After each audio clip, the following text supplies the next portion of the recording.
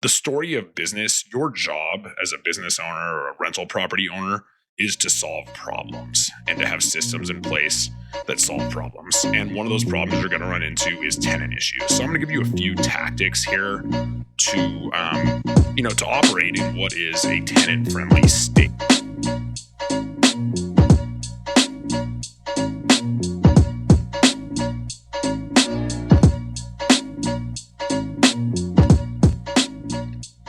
What is up, everybody? This is Matt Cox back with another episode of the Saucetown Investor Podcast. Today, we are going to talk about landlording, and we'll get into some specifics. But just to preface this, guys, anytime that we do one of these episodes about being a landlord, I just want to make two things clear. One, I'm not an attorney, so don't take what I'm saying as the law.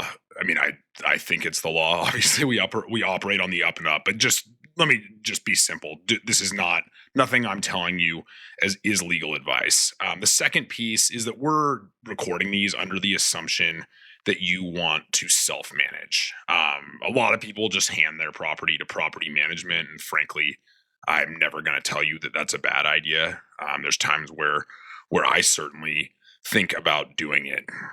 So now that we have gotten that out of the way, I want to talk a little bit about landlording in what is a quote unquote tenant-friendly state, which is, of course, our beloved home state of Oregon. I see a lot of stuff on, real estate, message boards, social media, podcasts, etc., where people just say things like, I will never invest in Oregon. I will never invest in Washington. I will never invest in a tenant-friendly state, which I find personally to be very short-sighted, and it's just an oversimplification. It's just saying I can't do anything that's hard. But when things are hard, that creates opportunity. If you're the person who can figure out how to do it and do it correctly, you're going to do well. And that's one of the reasons that property values have gone up in Oregon and Washington over the course of time. There's more opportunity to get deals. Long story short, doing hard things is what we get paid for. So I'm not going to lie to you. It's definitely not an easy state to be a landlord in. I own a one-off property in my whole portfolio is in Oregon. I own a one-off Airbnb in Wisconsin, which in Green Bay, because I'm a Packer fan. We'll do an episode about that at some point. But anyway, I bring that up to tell you I've learned a little bit about the Wisconsin tenant laws, and it is a landlord-friendly state. Like you show up and put a sign on the door, and they're out in like a week. That is certainly not the case in Oregon. But don't fall into the oversimplification trap of you should never invest in a tenant-friendly state. That is ridiculous. I talked to somebody about it. I had a call with someone the other day, and they brought up the tenant-friendly thing. And this guy worked. He did something in tech. I can't remember exactly, but I kind of compared it to hey, I won't say his name, but hey, X, in your job every day, with your corporation, there's probably problems you have to solve, right? So what do you do when a problem comes up? He goes, oh, well, we do X, Y, and Z. We have a system for that. And that's the key. Like it's in business, the story of business, your job as a business owner or a rental property owner is to solve problems and to have systems in place that solve problems. And one of those problems you're going to run into is tenant issues. So I'm going to give you a few tactics here to operate in what is a tenant-friendly state and handle tenants properly in a way that you don't end up in one of these horror stories with a year-long eviction and your house getting destroyed and all that stuff. Because I've been there, guys, and I try to learn from my own mistakes. So here's the simplest one. The simplest way to prevent tenant issues is before the tenant ever moves into the house.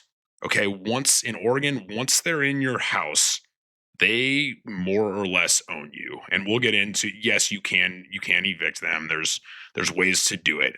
But the easiest way to solve the problem is to never let a problem come up in the first place. Now, what do I mean by that?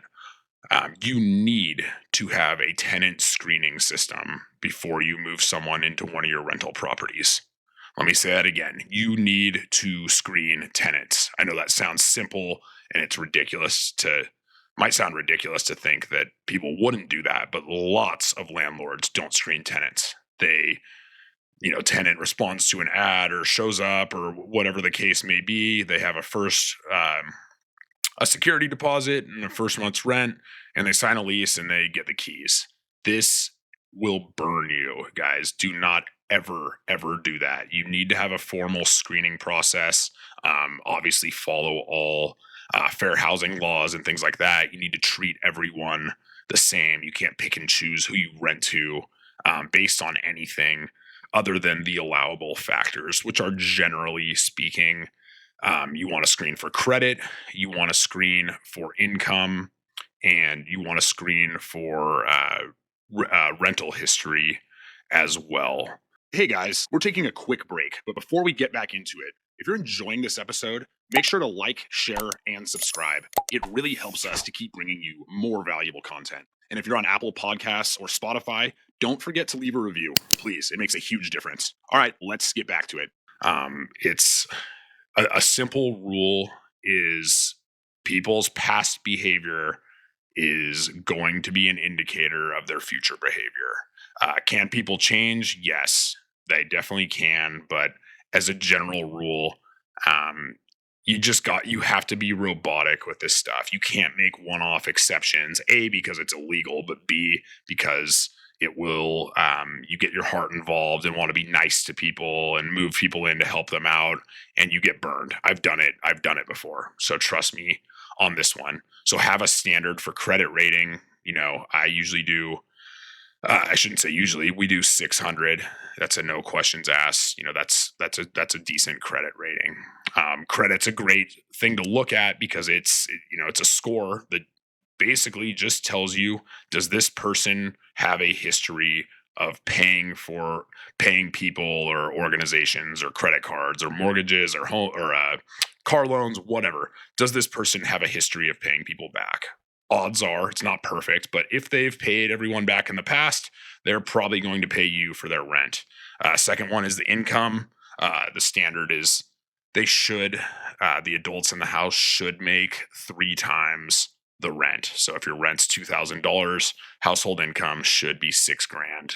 It's kind of self-explanatory, but they need to make enough money to cover their expenses and have enough left over to pay the rent each month. And then another one, and I think a lot of people skip this because it takes a little bit more groundwork than the first two, is you need to check their rental history and make sure they provide, it needs not just one, they need to provide multiple previous landlords. You need to call them. Now, I'll give you a quick tip here, guys.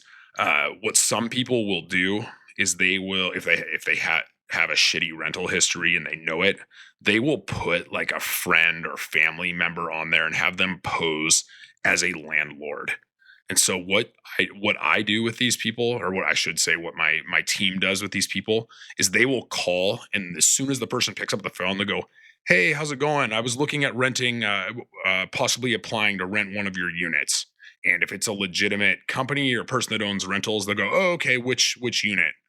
And if it's not, if it's a friend or family member that's on there, they're going to be totally stopped in their tracks. They're going, wait, what? A rental? And that's a quick way to tell if people are lying to you on their application. So quick little pointer for you there, but check their rental history and ask, have they been late on rent? Now, if they've been late on rent a couple times, that's not disqualifying. But if they moved out and owe this person thousands of dollars, do you want to rent to them?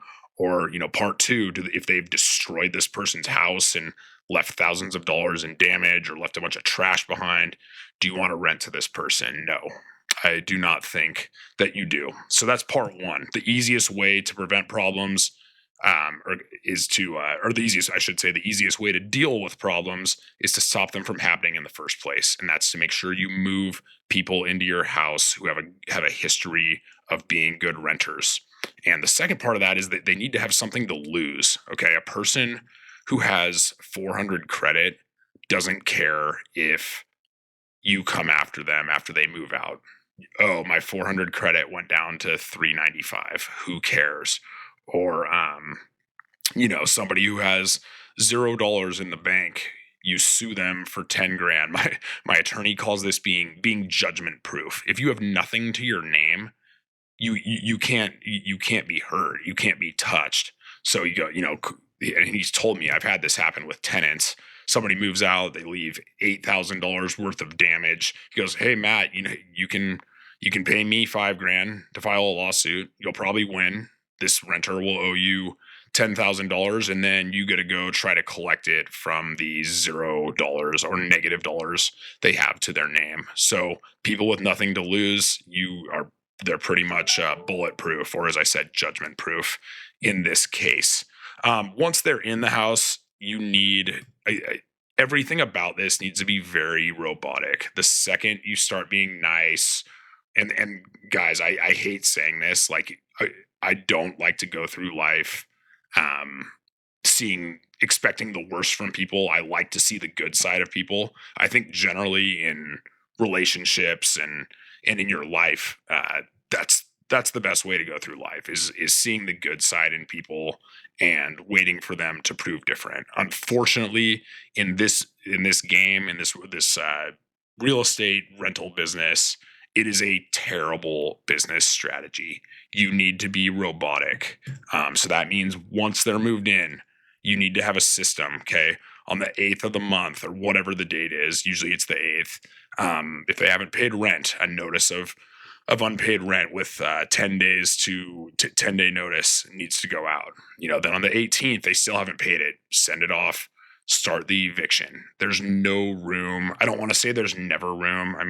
But there's not a lot of room for hearing people out. We got, I'll give you a story. We had a tenant that we moved in. This is one of the couple that I owned with my parents. She was in a bad spot. We, got our heart in it. Excuse me, moved her in, and we're currently dealing with it. It's going exactly as you would have expected. Every day she has a new story about her rents coming in. She's getting this grant. She's a master manipulator. And here we are down the road. She owes us, it's January 23rd. On February the 1st, she's not going to pay her rent. So she will owe us over $10,000. And guys, that's what's on the line here. I know we all want to be nice to people and we want to see the good in people, but it does not work in this business. Okay. It's got to be mechanical. One thing I tell my assistant who runs a lot of the rental business is when you're talking to people, say things like the system did it. So instead of saying I'm going to evict you, just say on the 18th, the system starts an eviction. On the 8th, the system sends you a late rent notice. The system did it. It's not us. It's out of my hands. This is just how it works. As sure as the sun coming up in the morning, the system generates an eviction if you don't pay your rent. So I hope those tips help you guys. The easiest one to solve the problem, if you will, is to prevent it from happening in the first place by moving quality people who have something to lose into your rental units. Once they're in, you have to be robotic. If somebody's not paying the rent or is violating the lease, just take action immediately. Do not expect them to suddenly start paying you if they have a history of not paying you. So hope you enjoyed that episode. Hope it helps you out in your tenant relations going forward. And thank you.